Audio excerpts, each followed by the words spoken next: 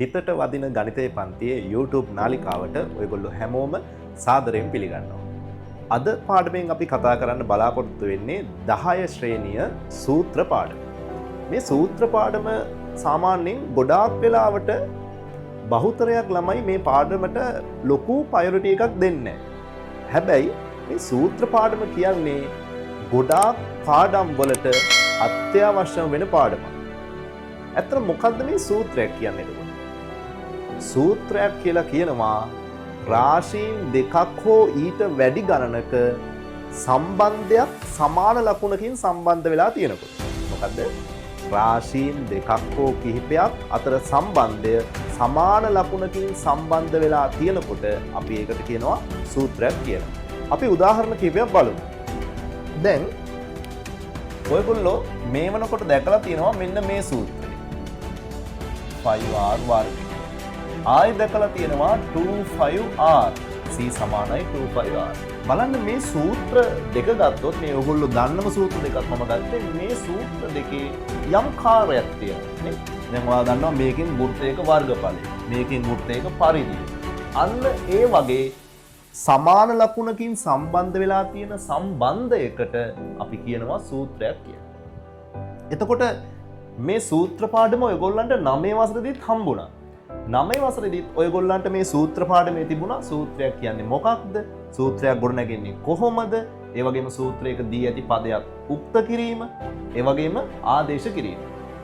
10 වසරේදීත් ඕක තියෙනවා. හැබැයි 9 තිබුණේව නෙවෙයි 10 දී තියෙන්නේ. 10 දී ඔයගොල්ලන්ට තියෙනවා වර්ගය, වර්ග මූලය ඇතුළත් ප්‍රකාශන, ඇතුළත් සූත්‍ර වල පදයක් උක්ත කිරීම සහ ආදේශය. හරි. ඒතර මේක ඇත්තටම බොහොම සරල පාඩමක්. ඒ කියන්නේ ඔයාට මේක හොඳටම තේරුම් ගන්න පුළුවන් පාඩමක් වගේම ලේසි පාඩමක්. හරි. අපි දැන් බලමු මොකද්ද මේ සූත්‍රයක උක්තය කියන්නේ කියලා. අපි සූත්‍රයක් ගත්තොත් මේ විදිහට. k සමානයි t ධන r. k සමානයි t ධන r නම් මෙන්න මේ තනි වෙලා ඉන්න පදය, තනි වෙලා ඉන්න අඥාත පදය ඉන්නව නේද? හරි. තනි වෙලා ඉන්න අඥාත පදයට තමයි අපි උක්තය කියලා කියන්නේ. ඔයාට සිංහල වලත් තියෙන ඕක උක්තය, ආඛ්‍යාතය. ඒ උක්තය කියන්නේ ඒ කාර්ය කරන කෙනා, ප්‍රධානියා. ඒ වගේ මෙන්න මේ ප්‍රකාශනයේ ප්‍රධානියාට අපි කියනවා උක්තය කියලා. අපිට ප්‍රධානියා වෙනස් කරන්න පුළුවන්, මාරු කරන්න පුළුවන්. ඒක තමයි කියන්නේ දී ඇති පදයක් උක්ත කිරීම.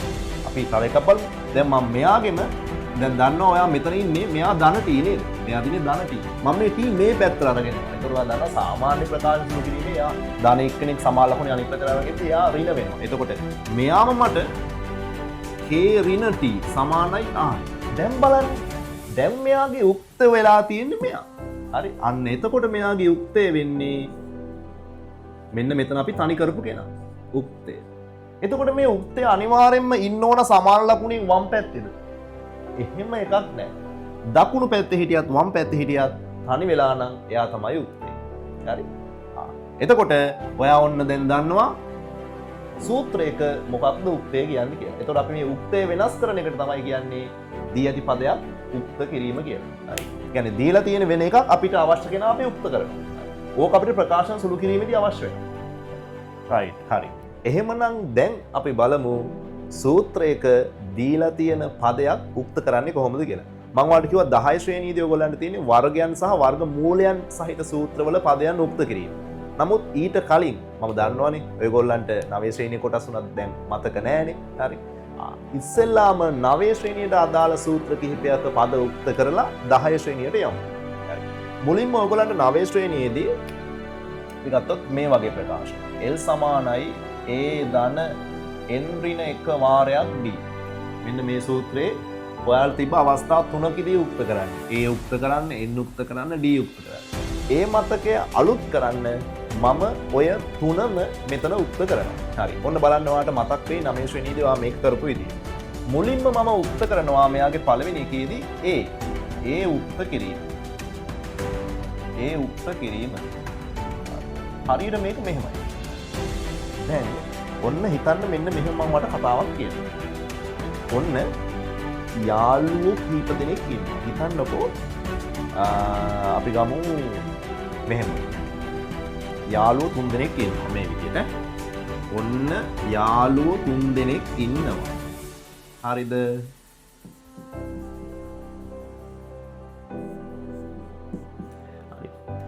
මේ යාළුවා එක්ක මෙයා ගොඩාක් සමීපයි. ඒ කියන්නේ මෙයාගේ තියෙන මේ බැඳීම ප්‍රබලයි. මෙයා ප්‍රබල බැඳීමක් තියෙන. ප්‍රබල බැඳීම. හරි. මෙයා ඇවිල්ලා මෙයත් එක්ක යාළුයි. හැබැයි අර තරම්ම බැඳීම ප්‍රබල නැහැ. හරිද? මෙන්න මේ දෙන්න තරම් මෙහෙම ඉන්නවනේ යාළු නේද? එහෙම ප්‍රබල නැහැ. මේ බැඳීම තරම් ප්‍රබල නැහැ. ඔයගොල්ලන්ගේ ඇස් පාට නැහැ නේද? right. අපි කොමෙන්.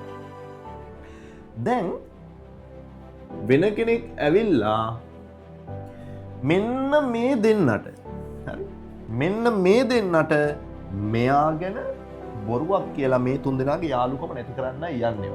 හරිද? ඔන්න දැන් මෙයා ඇවිල්ලා මෙයාටත් කිව්වා මෙයාටත් කිව්වා. ඔය කිව්ව කතාව මුලින්ම අවිවාදයකින් තොරව පිළිගන්නේ මෙයා නේද? මොකද මෙයාගේ එච්චර ප්‍රබල නැහැ. හරි. මෙයා එච්චර ප්‍රබල නැහැ. එයාගේ දුර්වල බැඳීමක් තියෙන. හරි. ප්‍රබල නැහැ. ප්‍රබල බැඳීමක් නැති එක්කෙනා අර වෙන කෙනෙක් කියන කතාව ලේසියෙන්ම විශ්වාස කරන්න පුළුවන්. හැබැයි ප්‍රබල බැඳීම තියෙන එක්කෙනා මෙයා ගැන හොඳට දන්න. අරයට කියනවා ඔයා ඔහොම කිව්වට හරියන්නේ නැහැ. මම දන්නවා මගේ යාළුවා ගැන කියලා මෙයා කියනවා.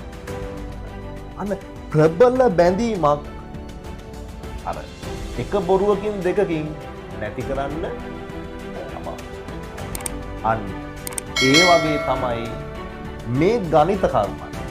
අපි අදාළ කෙනාව උක්ත කරද්දී එයත් එක්ක ඉන්න අනිත් අය හොඳට තේරුම් ගන්න.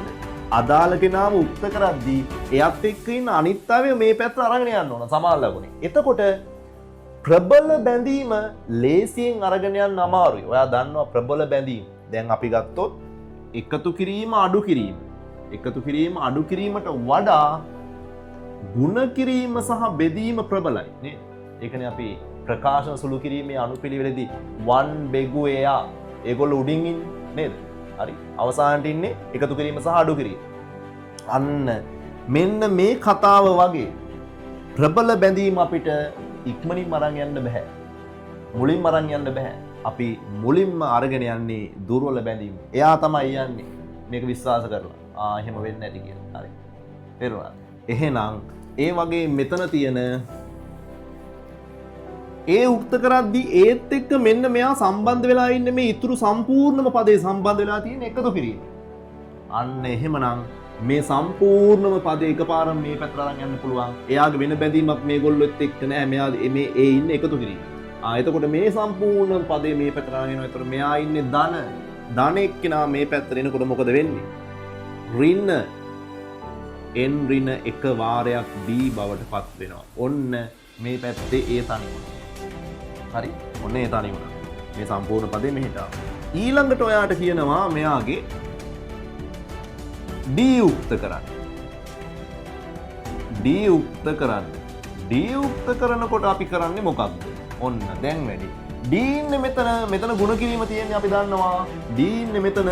එහෙනම් d ට මෙයා ගුණ කිරීමෙන් n ඍණ එක වාරයක් මෙයා ගුණ කිරීමෙන් සම්බන්ධ වෙලා තියෙන්නේ. අපි කියන n ඍණ එක වාරයක් ගුණ කිරීම. එතකොට ගුණ කිරීම තියෙන එක්කෙනා අරන් යන්න කලින් අපිට මෙන්න මෙතන එකතු කිරීම. මෙයත් එක්ක බලද්දි මෙයා දෙන්නගේ බැඳීමනේ.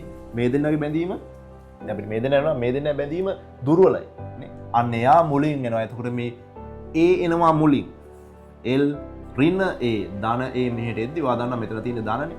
හරි. එයා මෙහෙට එද්දි ඍණ වුණා. සමානයි ඔන්න දැන් n ඍණ එක වාරයක් d. අන්න අවසානයේදී මෙයා කොච්චර ප්‍රබල වුණත් බැඳීම යන්න වෙනවා තමයි. හරි. කොච්චර ප්‍රබල වුණත් යන්න වෙලාව આવොත් යන්න වෙනවා. හරි. ඒ වගේ මෙන්න මෙයාටත් දැන් ඔන්න යන්න වෙලාව ආවා. එතකොට මෙතන තියෙන්නේ ගුණ කිරීම. ගුණ කිරීම එක්කෙනා මෙහෙට එනකොට මොකද වෙන්නේ? ගුණ කිරීම එක්කෙනා මෙහෙට එනකොට එයා බෙදීමක් බවට පත් වෙලා තමයි එන්නේ. ඔන්න D තනි වුණා. හරි. ඔන්න D තනි. බලන්න කොච්චර ලේසි දැන් මට මතක් වෙනවා ඇති 9 ශ්‍රේණිය. අපි ආයේ එන්නවත් උක්ත කරමු මේක එහෙනම් නේද? හරි. ලියා ගන්න මේ සටහන්. ඔන්න දැන් n උක්ත කරනවා 3. n උක්ත කරනවා. බලන්න n උක්ත කරද්දී n එක්ක මෙතන ඍණයක ඉන්නවා. නමුත් එයා තනි ප්‍රකාශනයක්. එයා වරහණක් දාලා තියෙනවා. වරහණ ඔක්කොට වඩා ප්‍රබලයි නේ. එතකොට මෙතන තියෙනවා ගුණ කිරීම, මෙතන තියෙනවා එකතු කිරීම. මේ කියන්නේ මෙයත් එක්ක මේ එකතු කිරීම සම්බන්ධයි. එහෙනම් මෙතනත් මුලින්ම අරන් යන්නේ කාවද? ඒව තමයි මෙතනත් එනං අරන් යන්නේ. ඒතකොට ඉස්සෙල්ලාම දන්නවා. ඒ වගේ මෙයා ඍණ a වෙනවා. ඒතකොට මෙතන n ඍණ 1 වාරයක් d ඉතුරු. ඊළඟට දැන් මෙයාට අපි බලන්නේ මෙයා තමයි අපේ ටාගට් එක. හනිකරන එක. ඒතකොට මෙයාත් එක්ක මෙතන ඉන්නවා ගුණ කිරීම එක්ක. මෙන්න ඒතකොට එයා වරන් එනවා ඊළඟට මේ පැත්ත. මොකද වරහණ ප්‍රබලයි ඔක්කොම. එහෙනම් l ඍණ a මේ ගුණ කිරීම d මේ පැත්තට එනවා. එයා බෙදීම d වෙනවා. දැන් ඔන්න n ඍණ 1. දැන් තවදුරටත් වරහණ ඕනේ නැහැ. මොකද එළියේ කවුරුත් නෑ මෙයත් එක ගුණ වෙන්නේ. එහෙනම් අවසානයේදී මෙන්න ඍණ 1 මේ පැත්තට එනවා. එතකොට l ඍණ a බෙදීම d ධන 1 සමානයි a. මොකද ඍණ 1 මේ පැත්තට එද්දි ධන 1ක් වුණා. මෙන්න එන්න අපි උත්තර කරා. ඔය 10 ශ්‍රේණියේදී ඔයගොල්ලෝ හදපු උක්ත කරපු ප්‍රකාශනයක්. අපි තව එකක් ගමු.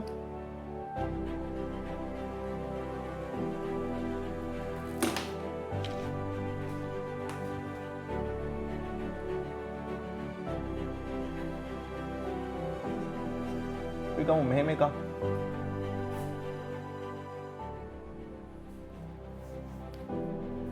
අපි ගමු මෙහෙම එකක්.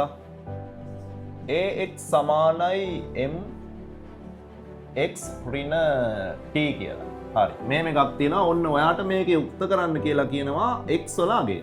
හරි. මෙන්න මේ තමයි ඔයගොල්ලන්ගේ 9 ශ්‍රේණිය වගේ ඒ පාඩමේදී අභ්‍යාසයේ තිබ්බ අවසාන වගේ ගණන්. ඒක එතකොට මේ තමයි ඔයාලා 9 ශ්‍රේණියේ තිබ්බ උපරිම මට්ටම වගේ. එතකොට දැන් මෙතන තියෙනවා චූටි දෙයක්. මෙතන x කියලා මේ දෙන්නෙක් ඉන්නවා තැන් දෙකක මේ. එතකොට මේ තැන් දෙකේම එතකොට x වල දෙන්නෙක් ඉන්නවා. එතකොට මේ දෙන්නම අපි කවුද උක්ත කරන්නේ? දැන් අපිට ප්‍රශ්නයක් එනවනේ. මම මෙයා උක්ත කරනවද මෙයා උක්ත කරනවද? එහෙම බෑ. එක x කෙනා ඉන්න පුළුවන්. x ලා ගොඩක් ඉන්න බෑ. ගොඩක් හිටියොත් අපි කරන්න ඕනේ එයා එක්කෙනෙක් බවට පත් කරගන්න ඕනේ. ඔන්න බලන්න එක්කෙනෙක් බවට පත් කරන විදිහ. මෙතන වරහණ තියෙනවනේ. අපි වරහණ ඉවත් කරමු. ax සමානයි වරහණ ඉවත් කරද්දී ඔයා දන්නවා මේවා මේ විදිහට වරහණින් ඉවත් එළියේ ඉන්න කෙනත් එක ඇතුළේ ඉන්න අය ගුණ වෙනවා. ඒතකොට මෙයා mx මේ දෙන්නම ධන නිසා ධන. මෙයා ධන මෙයා ඍණ. ඒතකොට ඍණෙන් කියලා දන්නවා ඍණ mt. ඔන්න දැන් අපි මේ වරහණ ඉවත් කළා. දැන් අපිට ඕන මේ x තියෙන පද එක පැත්තකට ගන්න. මේකෙදි ඔයා try කරන්න හොඳම දේ තමයි මෙන්න මේ තියෙන ඍණ mt මෙහෙට අරන් ගිහිල්ලා මෙයාව මෙහෙට අරගෙන යන්න. හරි. ඒක ප්‍රකාශන සුළු කිරීමේදී ලේසි සහ හරි අර අපි කියන්නේ දැක්කහම ටිකක් හොඳයි වගේ කියන්නේ. නැත්තම් මොකද දන්නවද? ඔයා මෙයාව මෙහෙට අරන් ආව කියන්නේ එතන මෙතන ඍණ mt ඉතුරු වෙනවා. ඊට වඩා අර පොඩක් ධන තියෙද්දි නේද? එහෙම එකක් තියෙනවානේ. ඒ නිසා ඔයාට මෙයාව මෙහෙට අරන් ඇවිල්ලා ගන්නත් පුළුවන් ඈ. කිසි ප්‍රශ්නයක් නැහැ. නමුත් අර මෙයාව මෙහෙට අරන් ඇවිල්ලා මෙයාව මෙහෙට අරන් එනවා. එතකොට බලන්නකෝ. ඔන්න එතකොට දැන් ඍණ කෙනෙක් ඉස්සරහම ඉතුරු වෙනවානේ. ඒ නිසා එතකොට ඒක වැරද්දක් නැහැ. කරන්න පුළුවන්. නමුත් අර නේද? අපි කැමති විදිය තියෙන්නේ නේද අර ඒ වගේ. හරි. එහෙනම් ඔන්න මොකද කරන්නේ? දැන් මෙතන ඍණ mt මෙහෙටදී ධන mt වෙනවා. සමානයි mx මේ පැත්තේ තිබ්බා. එයා හැමම ඊළඟට මෙයා මේ පැත්තට එනවා. මෙයා මෙහෙට එනවා. දෙන්න මාරුණා. mx එහෙමම ඉන්නේ නේ. එයා කියනවා ඔබ පැමිණි ඔබම ගියා නැවතුණු තැන මම ඉන්නම් කියලා මෙයා ඉතින් කියනවා. හරි. අනිත් දෙන්න මාරුණා. එයා හිතනවා ඔබ පැමිණි ඔබම ගියා නැවතුණු තැන මම ඉන්නම්. දැන් මොකද කරන්න තියෙන්නේ? ඔයාලට පේනවා මේ දෙන්නගෙම ඉන්නවා x. දැන් පොදු සාධකයේ විදිහට යාව ගන්න පුළුවන් ඉවතට බලන්න.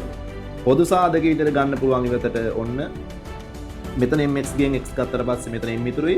මෙතන ax ගෙන් x ඉවතට ගත්තට පස්සේ ඍණ a ඉතුරුයි නේද? අන්න දැන් එක x කෙනෙක් බවට පත් වුණා. බලන්න. දැන් මෙතන තියෙන ගුණ කිරීම කියලා ඔයා දන්නවා. මම කියන්න දෙයක් නැහැ. ගුණ කිරීම කියන්නේ. එහෙනම් මේ ගුණ කිරීම m ඍණ a මේ පැත්තට එනකොට මොකද වෙන්නේ? mt බෙදීම m ඍණ a ඔන්න වරහන් දාන්නත් පුළුවන්. එතුණත් ප්‍රශ්නයක් නැහැ. සමානයි x. හරි. මොකද මෙන්න මේ වගේ දෙකක් තියෙන වෙලාවක ඔයගොල්ලෝ කන්ෆියුස් වෙනවා. හරි. ඔන්න එහෙනම් ඒකත් දැන් හරි. මේ හැම දෙයක්ම සටහන් කරගන්න. මේ තමයි ඔයගොල්ලන්ගේ 9 ශ්‍රේණියට අදාළ පද උක්ත කිරීම. දැන් මම එනවා 10 ශ්‍රේණියට අදාළව පද උක්ත කිරීම. ඒතර ඔයගොල්ලන්ගේ අනුමාත්‍රකාව තිබෙන්නේ මේ පාඩමේ වර්ගයන් සහ වර්ග මූලයන් සහිත ප්‍රකාශනවල පද උක්ත කිරීම. හරි. එහෙනම් අපි කෙලින්ම ගමු පළවෙනියෙන් මුලින්ම ගමු වර්ගයන් සහිතව. හරි වර්ගයන් සහිත. මම ගන්නවා මුලින්ම A වර්ගය ධන B වර්ගය සමානයි C වර්ගය කියලා. A වර්ගය ධන B වර්ගය සමානයි C වර්ගය. මේක ඔයාලට උක්ත කරන්න කියනවා. දැනට මෙයා හරි. මෙයාගේ දැන් උක්ත වෙලා තියෙන්නේ මොකද්ද බලන්න මුලින්. මෙයාගේ දැන් උක්ත වෙලා තියෙන්නේ C වර්ගය. මම කිව්ව මොන පැත්තේ තිබ්බත් ප්‍රශ්නයක් නැහැ අපිට. දැන් මම මෙයාගේ උක්ත කරන්න යන්නේ B B වර්ගය නෙමෙයි B. හරි B ඕනේ. හරි. මම එහෙනම් B වර්ගයත් එක්ක බලනකොට මුලින්ම B ගන්න කලින් B වර්ගය තනි කරන් ඉන්න එපා. මෙන්න මේ ධන A වර්ගය. මෙතන ඉන්නේ ධන. ඔයා දන්නවනේ. හරි. මෙතන ධන. ධන A වර්ගය එහා පැත්තට යනකොට මොකද වෙන්නේ? එයා ඍණ A වර්ගයක් කරනවනේ B වර්ගය තනි වුණා. එහෙනම් C වර්ගය ඍණ A වර්ගය. හරිනේ. දැන් අපිට ඕන B වර්ගය නෙවෙයි. අපිට ඕන B වර්ගය නැති කරගන්න මොකක්ද එහා පැත්තට දාන්නේ? මම දන්නවා ඔයගොල්ලෝ දන්නවා. වර්ගයක් නැති කරගන්න අපි එහා පැත්තට දාන්න ඕන වර්ග මූලය. එහෙනම් ඔන්න මේ පැත්තේ වර්ගය නැති වෙනවා මේ පැත්තට දැම්මම වර්ග මූලය ප්‍රතිවිරුද්ධ එකනේ. එහෙනම් වර්ග මූලය ඇතුලේ C වර්ග ඍණ A වර්ගය. ඒ කියන්නේ මෙයා B වර්ගයේ සමාන වෙලා ඉන්න අගයන් ටික තියෙනවනේ. ඒ ඔක්කොගේම සම්පූර්ණ සමස්ත වර්ග මූලය තමයි මෙයාගේ අගය වෙන්නේ. B වල අගය. හරි. ඔන්න අපි එතන B උත්තර කරා. දැන් ඔතන A උත්තර කරත් ඔය කතාවමනේ නේද? B මේ පැත්තට ඇවිල්ලා අර වගේ වර්ග මූල එනවා. දෙවැනි එක ඔයගොල්ලෝ දැනටම දන්න සූත්‍රයක් A සමානයි 5R වර්ගය. නිතරම අපි පාවිච්චි කරන මොකක් සඳහාද? වෘත්තයක වර්ගඵලය ගන්න. මේක ඔයාලට උක්ත කරන්න කියනවා R ව. R උක්ත කරනවා. මොකද්ද කරන්නේ මුලින්? ගුණ කිරීමෙන් සම්බන්ධ වෙලා ඉන්නවනේ 5. 5 අරන් එන මේ පැත්තට. A බෙදීම 5 සමානයි R වර්ගය. දැන් මොකද වෙන්නේ? මේ පැත්තේ වර්ගය අයින් කරගන්න මේ පැත්තට දානවා වර්ගමූලයක්. එහෙනම් A බෙදීම 5 වල සමස්ත වර්ගමූලය. හරි. සමස්ත වර්ගමූලය සමානයි R. ඔන්න බලන්න.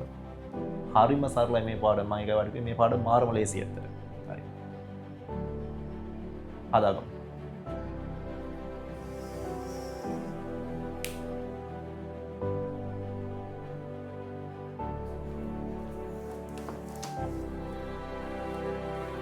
දැන් මෙහෙම එකක් තිබුණා. බලන්නකො මෙහෙම එකක් තිබුණා. තුන්වෙනි එක නේද? A සමානයි 5 එක්ක R වර්ගය ඍණ සිම්පල්. ඒ කියන්නේ කැපිටල් R වර්ගය ඍණ සිම්පල් R වර්ගය. මේකෙන් වාගෙන් අහනවා මෙයාගෙත් R උක්ත කරන්න කියලා. ඔන්න දැන් මෙතන චුට්ටක් දෙයක් තියෙනවා නේද? මහා දෙයක් නෙවෙයි. නමුත් අර අපි කලින් කෙලින්ම A සමානයි 5R වර්ගය ගත්තා වගේ නෙවෙයි. මේ R කොටස් දෙකකට තියෙනවා. එක වර්ගයෙන් තව වර්ගයක් අඩු වෙනවා. හරි. එතකොට මෙතනත් අපි කෙලින්ම අර මුලින්ම 5 මෙහෙට අරන් එනවා. ඒ කිසි වෙනසක් නැහැ. ඒත් මෙතන ඉතුරු වෙනවා වරහන අවශ්‍ය නැහැ නෙලී කරුත් වෙන නිසා R වර්ගයේ ඍණ R වර්ගය. දැන් මම ඔයාලට කිව්වා මේ අර අපිට ඍණ තියාගන්න නැතිව ඉන්න තරමට හොඳයි. අපිට පහසුයි වගේම සමහර අවස්ථාවල දැන් විශේෂයෙන් මේ වගේ අවස්ථාවක මෙයා ඍණ තියාගන්න ඔයා මෙයා ඍණ එක්කෙනා උක්ත කරොත් එහෙම ඔයාට සමහරවිට මිස්ටේක්ලි මේක ඍණ R වර්ගය ඉතුරු වෙන්න පුළුවන්. අවසානයේදී ඒතර උත්තරේ වර්ධිනවා. හරි. ඔයා මේ පැත්තට මේක ඍණ R වර්ගය ඉදිරි කරගත්තොත් මේ ඔක්කොම ටික ආයෙ ඍණ වලින් බෙදන්න ඕන. ධන කරගන්න. ඊට වඩා ඔයාට මිස්ටේක් එකක් වෙන්න තියෙන හැකියාව අවම කරගන්න පුළුවන් මේ ඍණ එක්කන ධන කරගන්න. ඒ කියන්නේ මෙයා වරන් එනවා මේ පැත්තට, මෙයා වරන් එනවා මේ පැත්තට. ඉස්සෙල්ලා වගේ. එහෙනම් ඔන්න ඍණ R වර්ගය මෙහෙට අරන් ආවා. එතකොට එයා ධන R වර්ගය වෙනවා. මෙතන R කැපිටල් R වර්ගය එහෙමම හිටියා. මෙයා මේ පැත්තට ආවා. මොකක්ද උනේ? මෙයා මේ පැත්තට ආවා. මේ සම්පූර්ණ පදේ මේ සම්පූර්ණ එක්කෙනා මේ පැත්තට ආවා. ඒතකොට එයා මොකද වෙන්නේ? අන්න එයා ඍණ වෙනවා. A බෙදීම 5. ඍණ A බෙදීම 5. දැන් අපිට ඕන මෙයාවේ R වර්ගය නෙවෙයි R. එයාව ගන්න මොකද්ද කරන්න කියලා දන්නවා. මොකද්ද කරන්නේ? දැම්මා මෙහා පැත්තට වර්ග මූලය. සම්පූර්ණම එක්කෙනාගේ වර්ග මූලය. සම්පූර්ණ එක්කෙනාගේ වර්ග මූලය. R වලගේ. හරිම ලේසි.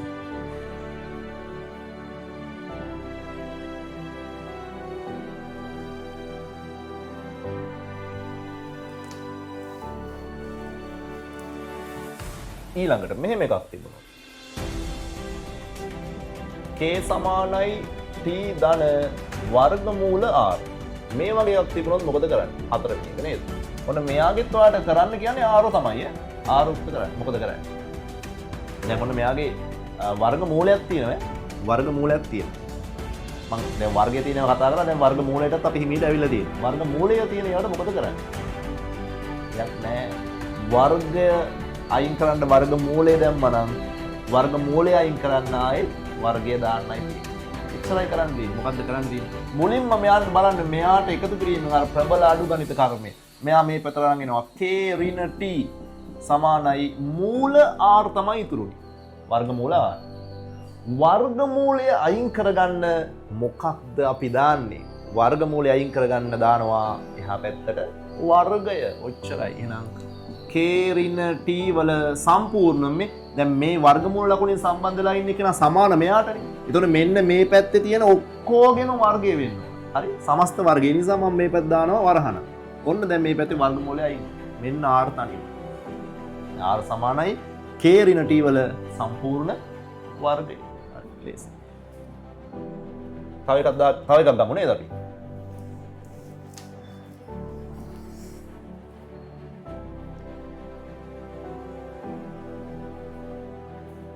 පහ m සමානයි a ධන b වල සම්පූර්ණ වර්ගමූලය. මෙහෙම තිබ්බොත් දැන් සම්පූර්ණ වර්ගමූලය තියෙන්නේ නැහැ. හරි. මෙහෙම තිබ්බොත් මොකද කරන්නේ?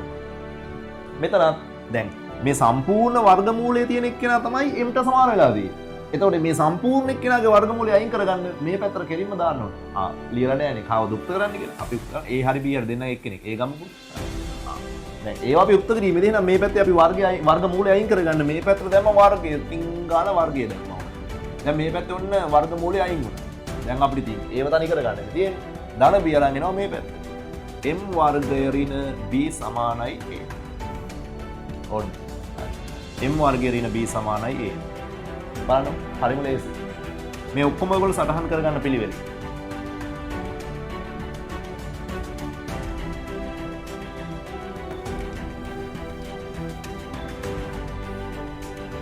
හරි ඊළඟට අපි ගමු 6 වෙනි එක.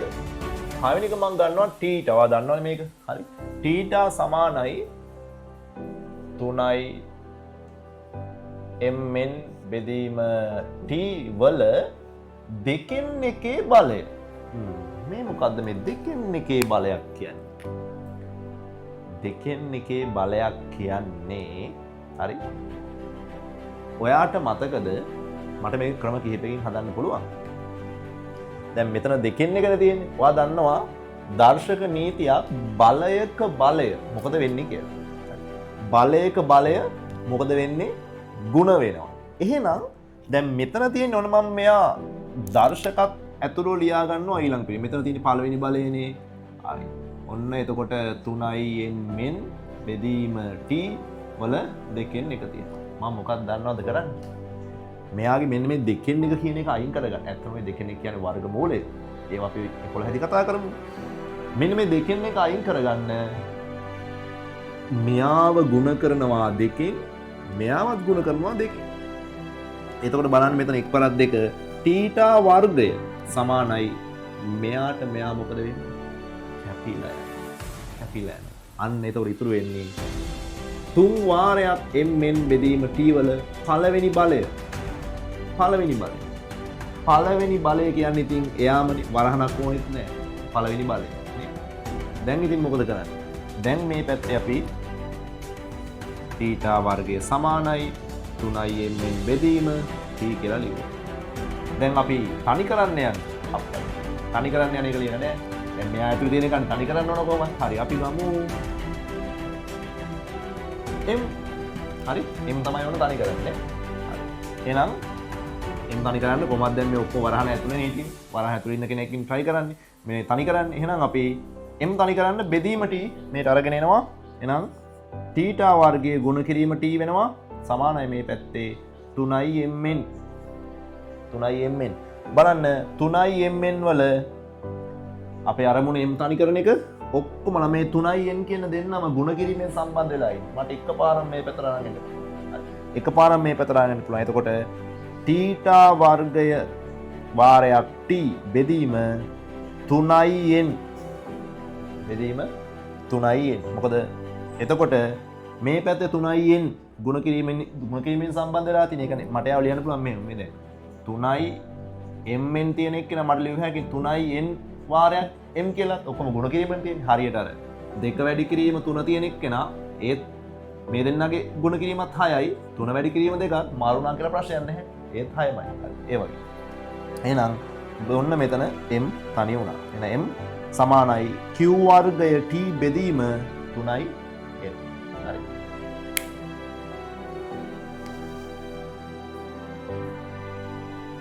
එහෙමනම් දැන් අපි බලමු මේ පාඩමේ තවත් වැදගත්ම කොටසක් වන ආදේශය. මොකද්ද මේ ආදේශය කියන්නේ? ආදේශය කියන්නේ ඔයාට සූත්‍රය දෙනවා. සූත්‍රයේ ඒ රාශීන් වලට අගයනුත් දෙනවා. හැබැයි එක රාශියකට හැර අන්න ඒ රාශියේ අගය ඔයාට හොයන්න කියනවා. උදාහරණයක් විදිහට අපි ගමුකෝ. ඔයාලා හැමෝම දන්න සූත්‍රයක් තියෙනවානේ c සමානයි 2πr. හරි. දැන් මේකේ ඔයාට c වලට අගය දෙනවා කියලා හිතන්න. c වලට ඔයාට දෙනවා 88යි සෙන්ටිමීටර්. හරි. ඔයා දෙකට අගයක් දෙන්න ඕනේ. එයා දෙකමනේ. ඊට පස්සේ 5 වලගේ ඔයා දන්නවා දැනටම. නමුත් 5 වලගේ දෙනවා 7න් 22යි. නම් ඔයාගෙන් අහනවා r වල අගය කීයද? r වල අගය කීයද? මේක හදන්න පුළුවන් ක්‍රම දෙකක් තියෙනවා. පළවෙනි ක්‍රමය තමයි ඔයාට පුළුවන් මෙයා ආදේශ කරලා උක්ත කරන්න. ඒ කියන්නේ මේ තියෙන විදිහටම මෙයාව ආදේශ කරනවා කියන්නේ. හරිද? ඒ ආදේශ කරලා ඊට පස්සේ උක්ත කරනවා. බලමු අපි ඔන්නේ නම් මම ගන්නවා මුලින්ම ආදේශ කර උක්ත කිරීම. උක්ත කිරීම. හරි? ආදේශ කර උක්ත කිරීම. එතකොට මොකද වෙන්නේ? ඔන්න c සමානයි 2πr නේ. c සමානයි 2πr. එහෙනම් c තියන තැනට දෙනවා 88. 5 කියන්නේ 7න් 22යි. ඔන්න දැන් අපි r තමයි හොයන්න ඕනේ. මේ වගේ ඔයාලා හදලා තියෙනවා නේ. එතකොට දැන් මෙතන කවුරුත් සුළු වෙන කවුරුත් කැපෙන්නේ නැහැ. ඒ නිසා මේ බෙදීමේ අපිට පුළුවන් ඕන නම් මේ දෙන්නගේ ලවයන් දෙක ගුණ කරලා 88 සමානයි 2 වාරයක් 22 44යි. 44 බෙදීම 7 වාරයක් r. අන්න දැන් අපිට r තනි කරන්න ඕනේ. බෙදීමේ 7 මෙහෙට යනවා ගුණ කිරීමක් විදියට. ගුණ කිරීමේ 44 මෙහෙට එනවා බෙදීමක් විදියට. එතකොට මෙතන එනවා මොකද්ද? 88 ගුණ කිරීම 7 බෙදීම 44 සමානයි r. නේද? අන්න ඊට පස්සේ 44 එකයි 88ට 2යි දෙවාරයක් 7 දෙවාරයක් 7 අන්න අපිට එනවා r වලට අගයක් 14යි සෙන්ටිමීටර. r වලට අගය එනවා 14යි සෙන්ටිමීටර කියලා. හරි. දැන් මේ අපි කරේ පළවෙනි ක්‍රමය ආදේශ කර උක්ත කිරීම. දැන් අපි කරමු උක්ත කර ආදේශය කිරීම. උක්ත කර ආදේශ කිරීම. බලමු උක්ත කර ආදේශ කිරීමේදී මොකද වෙන්නේ කියලා. ඒක අපි මේක මකලම ගමු නේද? එහෙනම් ඔන්න දෙවෙනි ක්‍රමය. දෙවෙනි ක්‍රමය තමයි උක්ත කර ආදේශ කිරීම. උක්ත කර ආදේශ කිරීම. හරි. දැන් එහෙනම් ඔන්න මම මුලින්ම අපේ අහන්නේ r නේ. එහෙනම් මම ඔන්න r උක්ත කරනවා. එහෙනම් c සමානයි 2πr නේ. හරි. එතකොට මෙතන ඔන්න 2යි 5 කියන එක අපි මෙහෙට අරන් ඉන්නවා නේද? මොකද මේවා තනි කරන්නවා දැන් දන්නවනේ. ඔන්න 2යි 5. හරි. සමානයි r. ඔන්න දැන් මම ආදේශ කරනවා. දැන් බලන්න මෙතන මේ 5 කොහෙද ඉන්නේ? එයා බෙදීම විදියට ඉන්නේ. එහෙනම් දැන් මම මොකද කරන්නේ? මෙන්න මෙහෙම දෙයක් කරනවා. r සමානයි c වලගේ 88යි බෙදීම. හරි. බෙදීම දෙවාරයක් 5 වලගේ 7න් 22යි. දැන් මෙතන ගද්දි මෙතන හරහට කැපෙන්නේ නැහැ නේ මේ දෙන්නගේ. කවුරුත් හරහට කැපෙන්නේ නැහැ. මෙහෙම කපන්න බෑ. හරි මෙහෙම කපන්න බෑ. කියන්නේ මේ 88යි දෙකයි එහෙම කපන්න නැහැ. හරි. මෙතනදී මොකද වෙන්නේ? මෙයා මේ විදිහට කෙලින්ම ගුණ කරනවා. කියන්නේ 88 බෙදීම දෙවාරයක් 44ක් එන්නේ නේද? 80ට බෙදීම 2 වරක් 22 44 බෙදීම 4 සමානයි R. දැන් ඔයාලට ලේසි මොකක්ද දන්නවද? මේ තියෙන මෙයාගෙන්නේ මෙයාව බෙදන්න තියෙන්නේ මෙයානේ. දැන් අපි හරයලා වෙන්නේ මෙයාව මෙයාගෙන් බෙදන්න. ඕක ලියන්න මේ විදිහට. 88 බෙදීම වෙන්න මේ විදිහට. බෙදීම 44 බෙදීම 7 සමානයි R. අර ක්‍රමයට වඩා චුට්ටක් ඉතින් පියවර යනවා නේද? සමහර වෙලාවදී මේක ලේසි, සමහර වෙලාවදී අරක ලේසි. ඉතින් කොහොමත් දෙකම එකයි. හරි. අද පියවර කීපයක් වැඩි වෙන්න පුළුවන්. දැන් ඔයා දන්නවා බෙදීමට තියෙනකොට භාගයකින් බෙදීමට තියෙනකොට පරස්පරයෙන් ගුණ කරන්න ඕන. දැන් කරන්නේ නම් 88 මෙයා බෙදීම ගුණ කිරීමක් වෙලා මෙයා උඩයට මාරු වෙනවා. ඒක තමයි පරස්පරය කියන්නේ. එහෙනම් 44න් 7 දැන් මොකද වෙන්නේ? 44 එකයි මෙයාට 2යි. දෙවාරයක් 7 අන්න අපිට එනවා දෙවාරයක් 7 14 සෙන්ටිමීටර ආරවලාගේ. හරි. වාට මේ තමයි උක්ත කර ආදේශ කිරීම. ඒවා කැමැති ක්‍රමයකින් හදන්න පුළුවන්. හරි.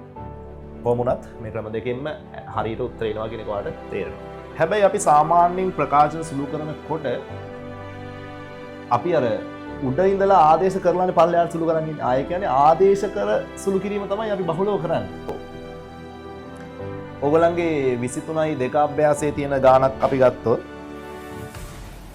ඒකේ පස්වෙනි ගාන මම මේ ගන්නේ t සමානයි 2.5 වාරයක් වර්ගමූලය ඇතුලේ L බෙදීම G. හරි. අගාව දැන් පොත තියෙනවා නම් බලන්න පුළුවන්. L වලගේ දීලා තියෙනවා 490යි. G වලගේ දීලා තියෙනවා 10යි.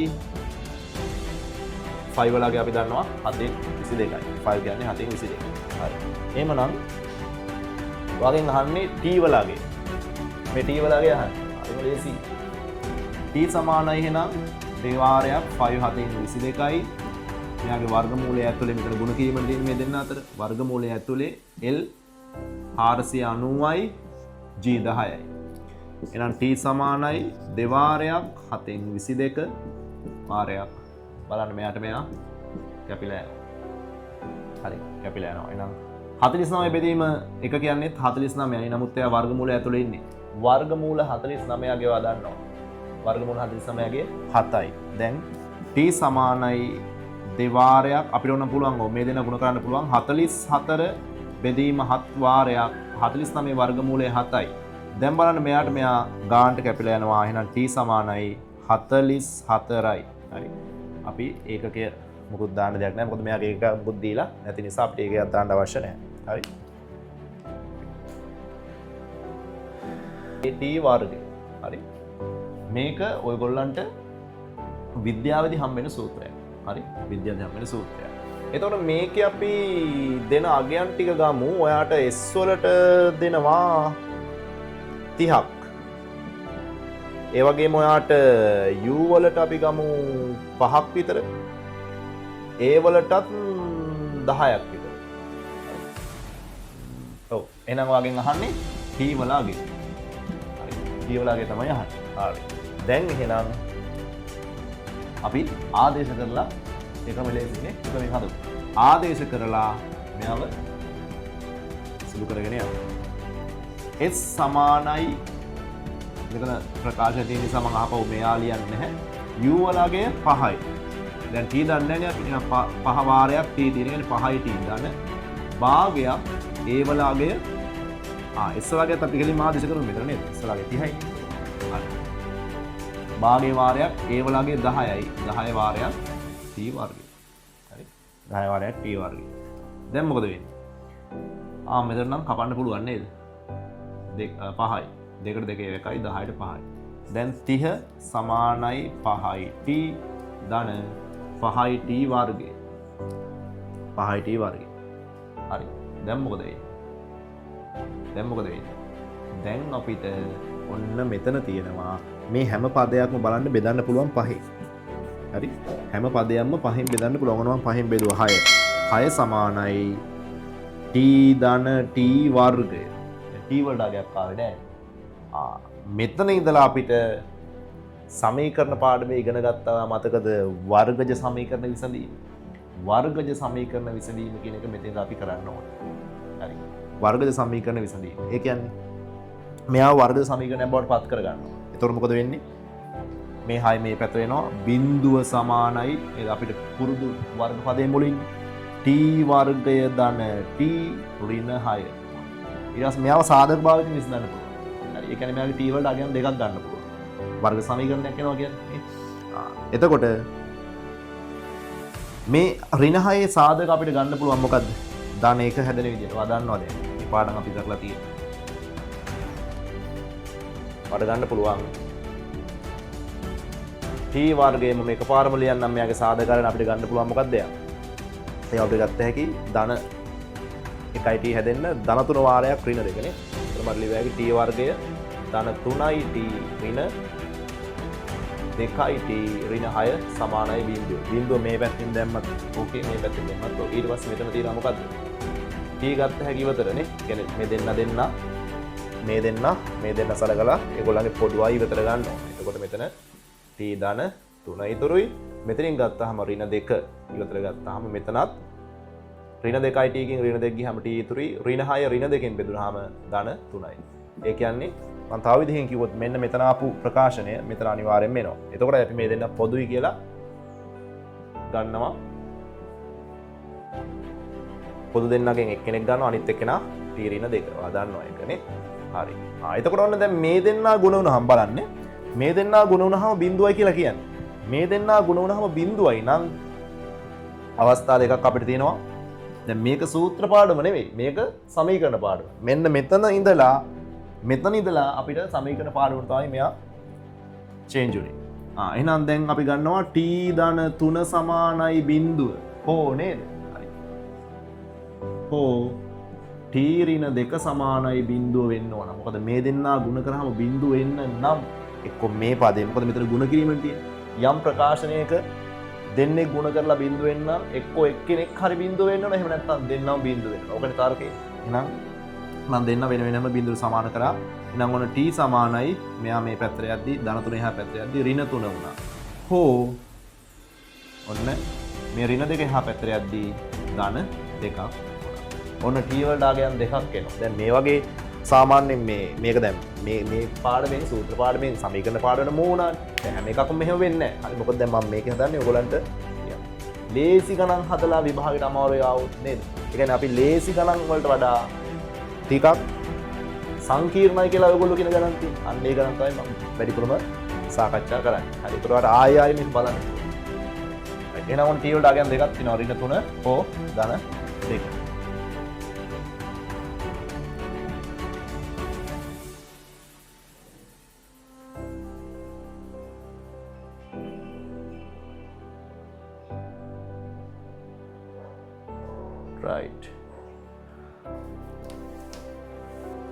right. එහෙමනම් අද පාඩම මෙතනින් අවසන් කරන්නයි යන්නේ. අපි මේ පාඩමේදී මුලින්ම සූත්‍රයක් කියන්නේ මොකක්ද? සූත්‍රයකදී ඇති පදයක් උක්ත කිරීම, ඒ වගේම ආදේශ කර අදාළ සංඛ්‍යාත්මක අගය ලබා ගැනීම කියන එක කතා කළා. හරි. මම හිතනවා මේ පාඩම ඔයාලට පැහැදිලිව තේරෙන්න ඇති කියලා මම උත්සාහ කරා. පැහැදිලිව තේරෙන විදිහට ඔයගොල්ලන්ට කියලා දෙන්න. යම් තැනක නැවත ගැටලුවක් ආවොත් ඔයගොල්ලන්ට පුළුවන් ආපහු ගිහිල්ලා එතන බලන්න මොකක්ද වෙලා තියෙන්නේ කියලා. ඒ වගේම ඔයගොල්ලන්ට අවස්ථාව තියෙනවා මේ වීඩියෝ එක බලලා මොකක් හරි ගැටලුවක් තියෙනවා නම් මගේ WhatsApp නම්බර් එක මම දාලා තියෙනවා. WhatsApp නම්බර් එකට මට මැසේජ් එකක් දාලා අහන්න. ස්ක්‍රීන්ෂොට් එකකුත් එක්ක මෙතන මොකක්ද කියන්නේ කියලා මම ඊට ඔයාලට ඒක පැහැදිලි කරනවා. ඒ වගේම තමයි අපේ හැම lessons එකක්ම අවසානයේ මම පල්ලෙහා description එකේ බලන්න දාලා තියෙනවා link එකක්. ඒ link එකේ paper එකක් තියෙනවා. ඒ paper එක ඔයගොල්ලෝ කරන්න ඕන. ඒක කරාට පස්සේ ඔයගොල්ලන් මේ පාඩම හොඳටම පැහැදිලිව තවත් තේරුම් ගන්න පුළුවන්. හරි. එහෙමනම් මේ වීඩියෝ එක නරඹපු ඔයගොල්ලෝ හැමෝටම ස්තුතියි. එහෙනම් අපි තවත් වීඩියෝ එකකින් තවත් දවසක හම්බ වෙමු.